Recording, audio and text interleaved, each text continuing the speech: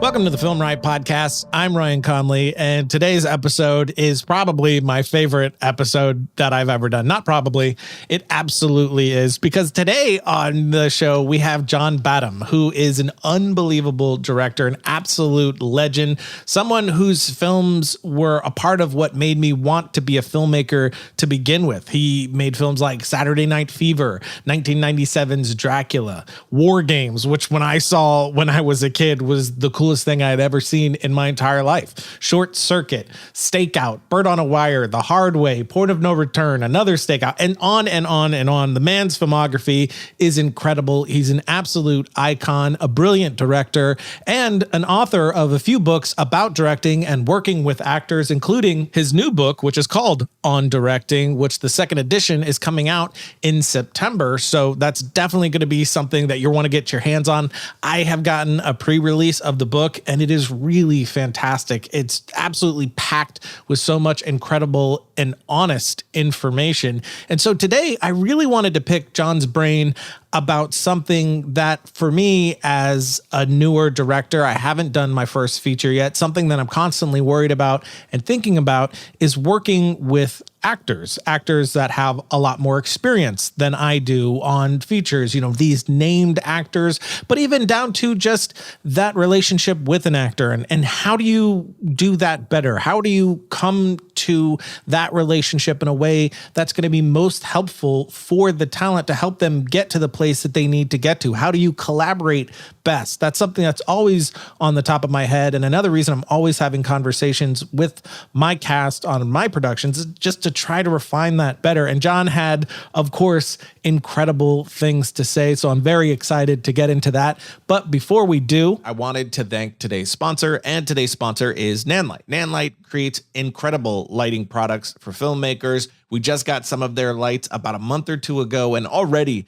they're some of my favorite that I've ever used. They strive to design lighting products that provide image makers with new possibilities and push them to expand their creative horizons as they vow to expand theirs as well. They listen to customer feedback, focus on design details, and optimize the user experience of their products. They stand behind all of their products and provide the best technical support available to help you accomplish your vision effortlessly. And like I said, I have been using them for the last month or two, and I've really been loving them. Honestly, they've really been the only lights that I've been using for the past month, as especially working at home. Their lights have a very small footprint, but are still so bright, incredibly bright. I have their tube lights. They have a 4-foot, a 2-foot, and a 1-foot, and being able to put those in different places. Even when I'm shooting Film Riot, I shove the 1-footers inside of my bookcase just to add a little kick, and I'm just really loving them. So definitely check those out, or jump over to our website, filmriot.com/podcast, and find the episode page for this episode. We'll have links for you there. And we also have another 4K Blu-ray giveaway. We did one a little while back with Jaws. Now we have The King of Staten Island, which of course is directed by Judd Apatow and written and starring Pete Davidson. I saw this a little bit back, and I really, really loved it. You can own it digitally and on Blu-ray on August 25th. It has over 2 hours of never before seen bonus content, including alternate endings, deleted scenes, and a gag reel. And I always love me some gag reels. So jump over to filmriot.com/podcast, find the episode page for this episode, and you'll find how you can submit to be one of the people that win one of the 4 4K Blu-rays that we're sending out. But now, with all that out of the way, let's jump right into it with John. But to kick us off, I would love to know what you think the big difference between working with major names like Richard Dreyfuss and Johnny Depp and Mel Gibson versus, when you're first starting out or doing short films, the newer actors you're working with. How different is that dynamic? Well, one thing that you know right away, almost intuitively, is that the kind of actors you're naming, the star actors, are pretty experienced and have been around quite a bit and understand a lot more, whereas actors in more independent films maybe are greener, need more time, more experience, and more guidance from you. So with your stars, one of the biggest things you want to do is to get them to trust you in the first place. And that means spending some time with them, taking them out to dinner, just meeting with them now and again to just make sure that both of you are on the same page as regards the character, and those kind of discussions, start to help to build trust, and you start to get an idea of where the actor's head is coming from. It could be coming from a really weird place, like Marlon Brando was noted to do all the time, Right. where he told Richard Donner on the first Superman that he thought that his character of Jor-El should be a giant tomato. Is that true? Does that really happen? Yes, absolutely. Was Absolutely. That was obviously in pre-production when they were first talking about it, right? Was he already hired for the role at that point and everything? Yes, he was. Oh my gosh. I mean, you weren't going to get Marlon Brando to come in and read for it. Right. Very true. I mean, he did do a test for The Godfather, but by now his career had been resuscitated and he was in demand. So Richard just had to go over to his house and sit down and talk about it. And Brando's point was, well, we don't know what aliens look like. We have no idea. They could look like a giant tomato for all I know. Right. Yeah, are you saying that Jor-El should be a giant tomato? Yes. So, so he's there with the writer Tom Mankiewicz. They're trying to figure out how do they get around this problem. And only when Brando started talking about telling bedtime stories to his kids and said, kids are really funny. They remember exactly that bedtime story the first time you told it to them. And if you start to change it up to make it a little more fun for yourself, they go, no, Dad, no, she didn't have the handkerchief in her left hand. She dropped it from the horse. You can't change that. And Dick Donner jumps up and says, that's why Jor-El can't be a giant tomato. That's amazing. So he kind of let Brando come to the conclusion himself without having to force it in there. That's right. Brando said, oops, I guess I talked myself out of it, huh? That's so great. But the point is that you have to let them talk. And when people come in with ideas, you need to listen to them and acknowledge them. You don't have to agree with them, but you do have to let them get it out because they'll get it out one way or another, Yeah. But much better that they kind of go through it and hope that their good acting instincts let them see that, well, I thought it was a good idea in my mind, but now that I've done it or I've articulated it, it's not a good, it sounds terrible. And sometimes in their articulation of the idea, you begin to see the value of it. Johnny Depp, playing in Pirates of the Caribbean, his idea of playing the character initially, the way it came out on film, everybody hated that idea. He's going to be drunk and he's going to be this and that, all the weird stuff that he brought to the role. But the first person that would listen to him was the head of Disney at that time, Dick Cook, who said, oh, I get it. I understand. Go ahead, because he saw it and, let the guy try it. Yeah. Because if you don't let him try it, it's going to be a problem the whole shoot. There's going to be this kind of slight resentment of you for not letting them try it. But you honestly have to trust in letting them try things. When actors come into me and they have cuckoo ideas about blocking or staging or character, say, well, come on, let's do it. Let's see what it's like. I think that shocks them in the first place because they're expecting resistance. Then even if they don't think it's a bad idea, after trying it a little bit, they are more willing to go your way because they got a chance to try it. Yeah. They got it out of their system. And you say, well, that's really interesting. I like that.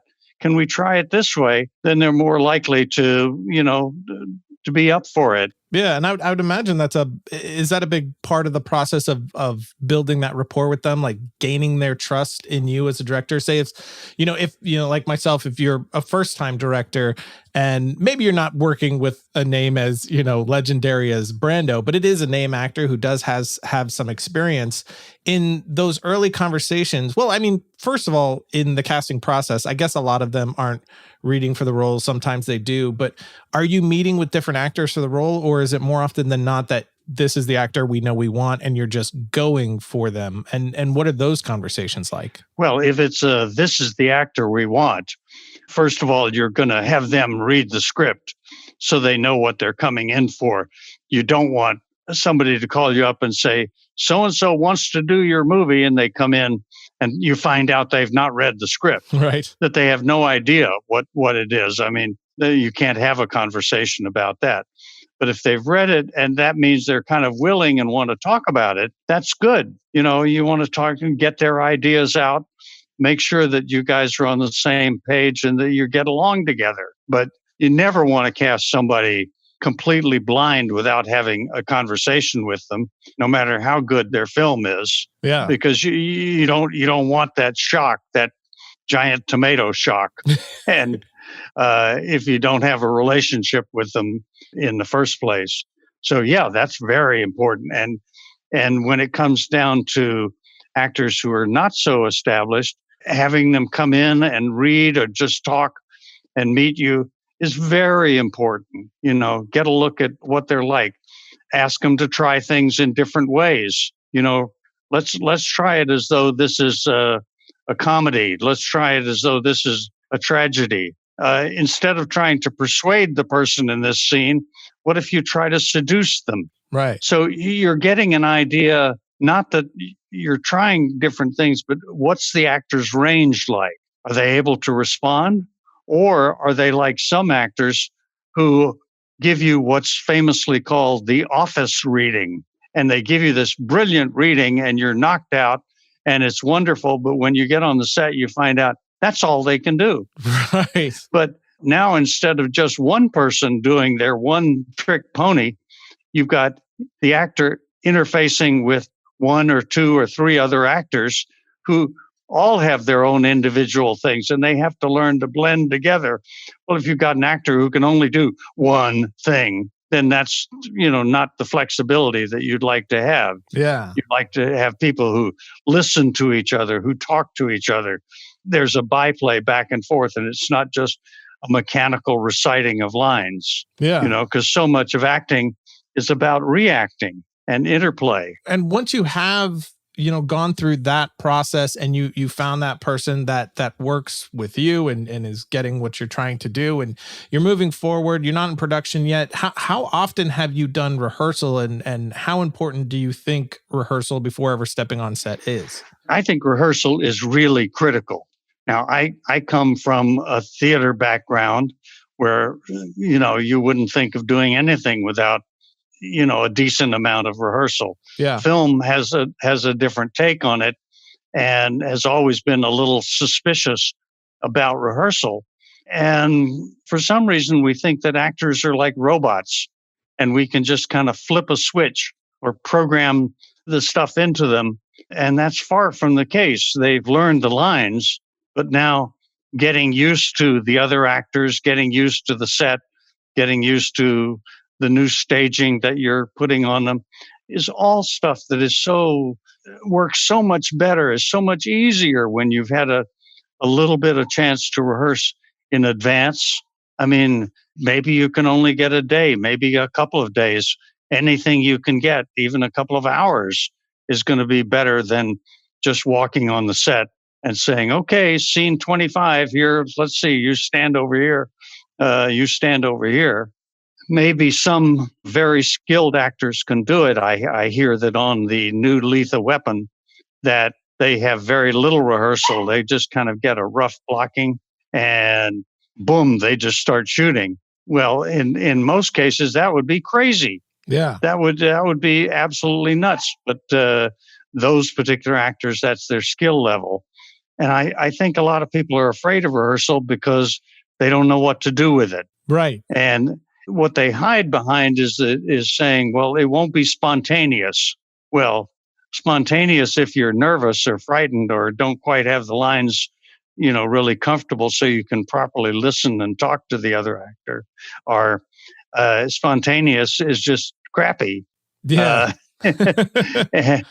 And yet I know for a fact that I can have a rehearsal on today. So let's say we're going to shoot a scene tomorrow. And at the end of today's work, I say before we go home, come on, let's just go over the scene we're going to do in the morning. And we spend 20 minutes going over the scene. Not a lot of rehearsal, but this is now going to allow the actor to get over the worry about, oh, how's this scene going to go? because they've now talked about it and they're not coming in being nervous. They can be nervous the night before, but not the next morning. Yeah. And it allows it to sink into their subconscious so that it plays much more naturally the next morning.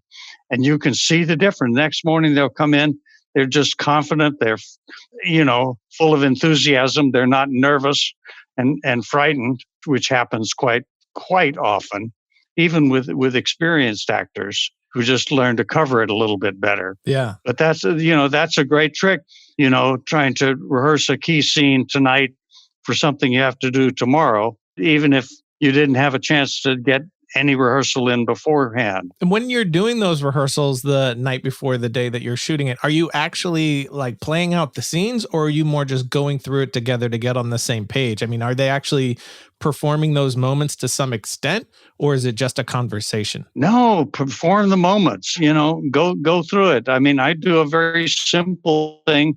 I'll say, let's just read the words, just stand here right together and read the words. Now, all right, let's just kind of talk our way through it. But actors really do best when they're able to kind of sneak into the scene so that they don't start out acting full bore, but they start out just barely talking through it, so you think they're not even acting at all. Yeah. And as they get more comfortable with it, they start to bring colors to it and they start to loosen up and relax, and things start to work much, much better. So it doesn't take a long time to do that. But watching an actor who's good at that, it's phenomenal. You think, well, like Mel Gibson, watching him rehearse is like watching grass grow. Right. Nothing's going on there. You get really frightened. You think, this guy doesn't even give a damn about what we're doing. He's just barely phoning it in. But he's internalizing the scene. He's working with it, and he's not using up his emotional bank, giving all of his emotion beforehand. This works for him. So now when you roll the camera, suddenly you get a full-blown version of that scene that he's been saving for you. Yeah. That's the way he works. Right. And others like to go for it a lot sooner. You just don't want them to use up all the juice that they bring to it. So you have to almost keep reminding him, just kind of talk through it, just mark through it. Don't go full bore, save yourself for when it's crucial. And, that'll be better. You'll get a better result. Yeah. And when that next day comes, you had that rehearsal, you're about to do that scene, the first take of that scene. Do you add any more direction to that? I mean, you've already rehearsed, so there's a thought process there, of course. Do you add any direction to that, or do you go with the first take and let it play? Do you like to get a few takes out before you really start changing things up or giving notes? Well, it's nice to see what they're gonna bring you on the first take, and that may be just a loosening up. They may just be kind of working the kinks out, getting a little of the nervousness out. Now they feel a little bit better and they can relax into it, start playing with each other. So yes, you'll find that letting them do a couple of takes before you say much of anything is a good idea, because they're still working and you're getting in their face way too early. Now, when you do, I have a belief which was taught to me by Sidney Lumet, which is talk to every actor after every take. And he didn't mean go and have a 5-minute conversation. He meant, just kind of wave at them, smile, tap them on the shoulder, give them a little nod, let them know that you're paying attention. You're on a good path here. These are some good choices. These are little quick things that you're saying to them, just so that they don't feel they're in a vacuum in outer space. They're working for you and you're paying attention and enjoying them. When you do have comments to make, I'm a big believer in using active verbs. And this is a concept that you find in my books, in Judith Weston's book on acting, working with actors. And these are the kind of things where you say, I think you're trying to sell him on this particular automobile, but no, seduce him with how beautiful this automobile is. So those are active verbs, selling and upgrading it to seduce or bully. I want you to bully him into buying this car. So That's as opposed to saying, I need more out of you. Go at him harder. Be more forceful. Be better. Be funny. Right. Be funnier. Right. That's what we like to call result directing. And yeah, they can try to be funnier. They can try to be more forceful. Basically, they'll think you don't know what the hell you're talking about. And if you're lucky enough to have a skilled actor, they'll just kind of go, okay, I know what you mean. That's shorthand. But for most of the world, they respond much better to using active verbs, because obviously there's a big difference between persuade somebody and bully somebody. And you go, yeah, I know what bully means. Okay, I can really get in their face. And that's much more specific and more interesting than give me more. Yeah. Is there ever a time where, in those early conversations when you're getting to know each other before you ever even step on set, maybe there's, some personal stories passed back and forth that maybe you understand something about that actor's, personal life? Is there ever a time where maybe you bring something up that you've discovered with them about their life that can be used in that scene, or do you steer clear of those sorts of things? Well, Elia Kazan, who was one of the best actor directors that we have ever had, Elia Kazan believed, first of all, that he should spend a lot of time before shooting with his actors, whether it was Jimmy Dean or Carol Baker or Carl Malden, whoever it was. He spent a lot of time with them getting to know their history, their background. And Kazan said, nothing is easier than getting an actor to talk about themselves. They love to do that, and just sit and listen, and you'll learn a lot about the kind of things that motivate them, that move them, that are important to them. And yes, of course, you can bring that up later. Those are things that have meaning. Sometimes we're tempted to say, when I was a little kid, I remember this kind of situation, and I was so scared of my first grade teacher or something. You may be telling them a story that has absolutely no meaning to them whatsoever. Yeah. Means a lot to you, but they're listening and they're just kind of tolerating you. They're just kind of tolerating this example you're giving.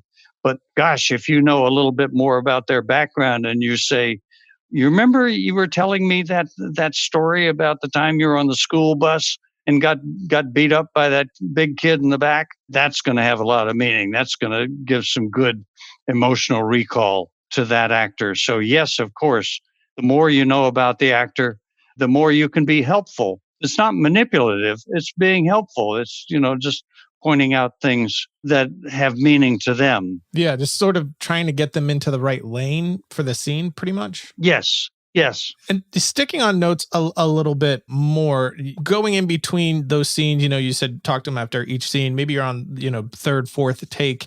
I've heard the term noisy directing. Is that a thing that you think is true? Like, going in and saying too much, like, what would you say is a really good way of going in and giving an adjustment for a performer? If say you have multiple, because there's been plenty of times where I'm working with somebody and I have like 5 things I'd like to adjust.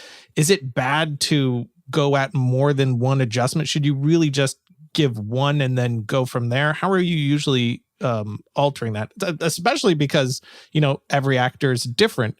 So you have to cater those things to them. Do you find those notes are very different depending on the actor, or is there kind of a general method you use? Well, note rule number 1, confine all notes to 10 seconds or less. Any more than 10 seconds, the actor's eyes will glaze over.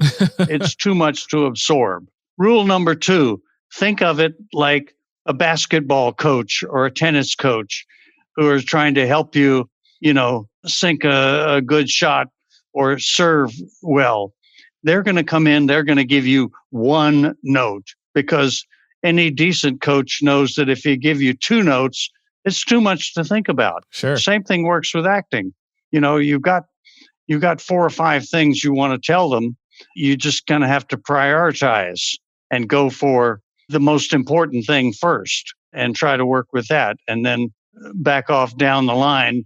And hopefully that some of those other notes that you have will fall into place naturally as a result of taking care of the bigger problems first. But just remember, we can only handle, one adjustment at a time Yeah.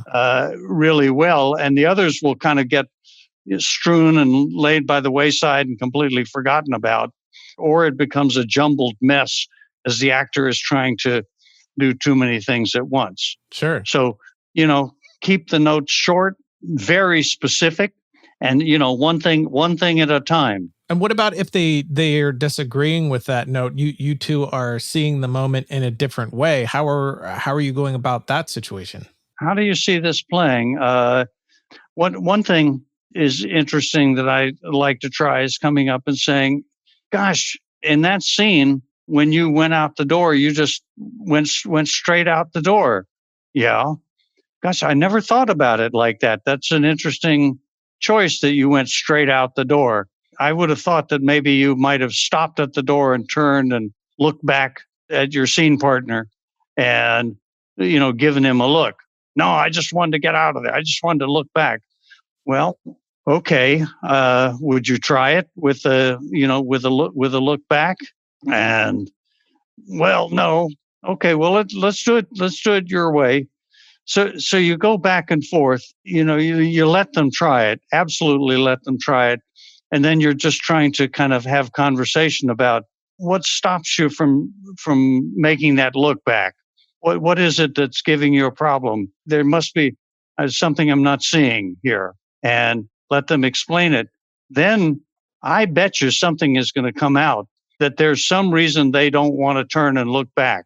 Their wig is falling off and they don't want you to see that, or they don't like the way they look, from the side. It's going to be some weird thing. But if you approach it in a positive way and say things like, well, that was very interesting. I never thought of it that way. Tell me more about it, that things will come out, that there's a reason why they're resisting you. And now you've got something more specific to work with. It's not just that they're saying, no, I'm not turning and looking back. It's, oh, he doesn't like that side of his face. And I can name you several actors, but I won't, who would resist on the basis of they don't like that side of their face. Oh, wow. Or they don't like the backlight that's coming that makes a pockmark that they had on a cheek show up, and they don't want that seen. So, these are things that you try to find your way around. But it's always tricky. You're right. I mean, these are devilish problems, which is what keeps working with actors interesting. Yeah. It's never as easy as working with, hard equipment, machinery, right. Cameras, lights, and microphones. It'll constantly, challenge you. Is there ever a time where you're altering something within the scene instead of giving the actor a note directly? Like maybe, giving their scene partner or somebody else in the scene a note to do something differently that might elicit a different response from, the lead in that moment? I think that's a great idea, to give them something different. You're hoping that they're listening properly and reacting to what's being given them. So yes, it can inspire quite a different reaction. I know I was doing a show called Trauma, which takes place in an ER, and one of the young doctors there has got an affair going with a young intern, and they're having a bit of a discussion, and they seem to have resolved their problem, and he leans over to kiss her. Well, it's all feeling very mechanical. And I just went to her and I said, don't let him kiss you. Like, you're still a little on edge about this relationship. And she said, okay, good. And so he leans in to kiss her and she turns her face away, and he jumped back. He went, what the fuck? What? It was a wonderful, very spontaneous kind of reaction. And yes, you're right. If you can think of that, of a good idea like that, it can be very inspirational. It can also blow back on you, and you get an actor very mad at you about that. But you have to take those chances. And what about, kind of like what you're saying, it depends on an actor a little bit in a situation like that. How do you figure that out with the actors? Like, what's going to work best for them? Like how you can best assist them, because, like you say, even in your book, every actor is so different from the other. How do you figure that out, and how to best help them? Well, this is where just being being alive and having been in the world for 25, 30, 35 years is going to have to help you start to know how to start to read people, and being around them enough in enough time to start to get a sense of their personality and what they like. And this is where all that talking with them and spending time with them is going to give you a big leg up. And then once you start shooting, a whole different side of their personality may come out, because now they're really serious about it. Now I'm really acting. I'm really nervous. All of those kind of things. So if you've got 10 people in your cast, you've got 10 different personalities to learn about how they like to do things. Are they a little bit grumpy or crabby sometimes when it's their close up because they're getting very nervous? They may be good on take one, but the scene partner they're with is not good till take 5. How do you deal with that? You don't want to blow the take 1 performance while you wait for take 5. And you don't want to just print take 1 and know that the take 5 guy, we never get there. So these are things that you start to learn about each actor and how to deal with it. Apparently, I was told once that between Frank Sinatra and Bing Crosby, they were totally the opposite. Bing Crosby was not really an actor, and it took him several takes to get there. And Frank Sinatra was somebody who liked to do it one time, that's it. And so you started learning, the directors learned how to stage so that they would start shooting over Bing Crosby's shoulder and get Sinatra first, and then turn around where they could get, more takes on Crosby.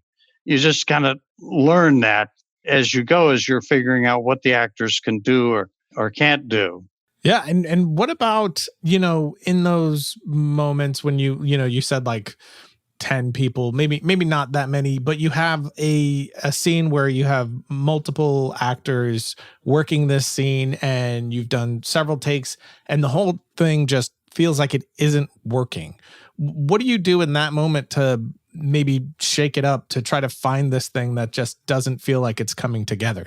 I think if you can think of a way to do it completely differently, even if it's totally wrong, like what if we play this like a comedy? What if, it's a comedy, but we play it like a tragedy? Knowing that you're going to do a take that may be completely wrong, maybe totally wrong and out of sorts and not right for your movie. But once you've done it, you can go back to the original thing and it will have shook it up enough so that they found little things, even in goofing around with playing it in a different way. Sometimes you can just say, well, let's just take a break and go over to the craft service table, or let's take a walk around the stage and walk around outside. And I've done that with actors where we go out and I don't talk about the scene at all. Talk about, the latest movie that's out or the Lakers basketball game. Talk about anything but the scene and then go back in so that it takes kind of the pressure off and it just, starts to relax the actor. It can be really, really helpful just walking them away from all that pressure. Yeah, it sounds kind of just like a reset for the moment. Yeah. That's great. And what about, there's some directors I know who are terrified of saying, I don't know. Do you think there's anything to that? Like, to keep the confidence of your cast, do you think you always need to come off as you have the answers, or can you be vulnerable with them? I think you can be very vulnerable with them. I think you don't want to do it all the time, but I think it's possible. And I've had it happen to me many times where I go, guys, I'm kind of stuck here. I wonder how we can arrange this fight scene so it'll work in this tiny little space. I've turned to directing a lot of supernatural episodes on that show.